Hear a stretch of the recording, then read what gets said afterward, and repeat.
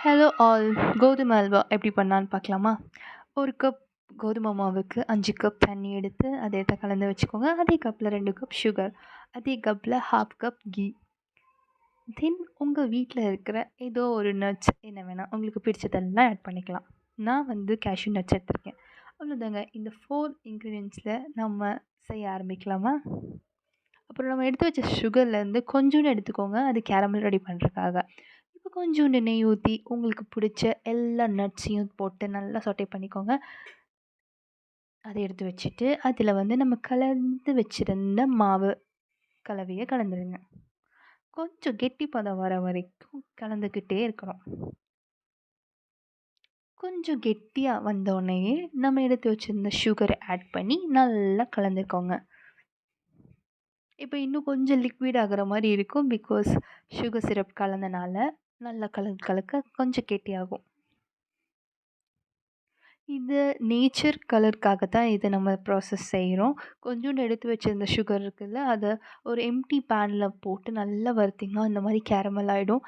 இதை வந்து அந்த மிக்ஸில் கலந்திங்கன்னா நேச்சரான இந்த மாதிரி ஒரு ப்ரௌன் கலர் கிடைக்கும். இப்போ நம்ம நல்லா கலந்து நெய்யை வந்து கொஞ்சம் கொஞ்சமாக ஒரு ஸ்பூனாக ஆட் பண்ணி அந்த அல்வா வந்து நெய்யை கம்ப்ளீட்டாக பிடிக்கணும். அல்வா நெய்யை குடிக்கும்னு சொல்லுவாங்க பார்த்தீங்களா, அந்த மாதிரி அந்த ஒரு ஸ்பூன் நெய் எங்கே போச்சுன்னே தெரியாத அளவுக்கு நல்லா கலந்து விட்டுட்டே இருக்கணும்.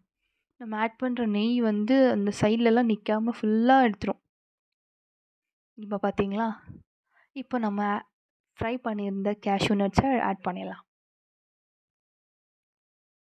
இப்போ பார்த்தீங்கன்னா பேன்லேருந்து லைட்டாக ஒட்டுது. பட் ஆனால் ஃபுல் கன்சிஸ்டன்சி இன்னும் வரல.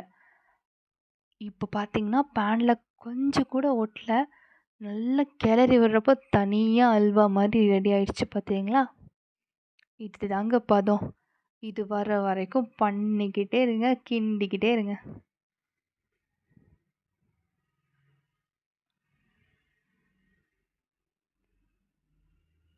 இந்த பதம் வந்துருச்சுன்னா ரெடி தான். சாப்பிட ரெடியா? இதை ஒரு பாட்டில் சர்வ் பண்ணி சூடாக வீட்டில் இருக்கவங்களுக்கெல்லாம் கொடுங்க. சும்மா செம்ம டேஸ்டான வீட்டு அல்வா வீட்லேயே சூப்பராக ரெடி ஆயிடுச்சு.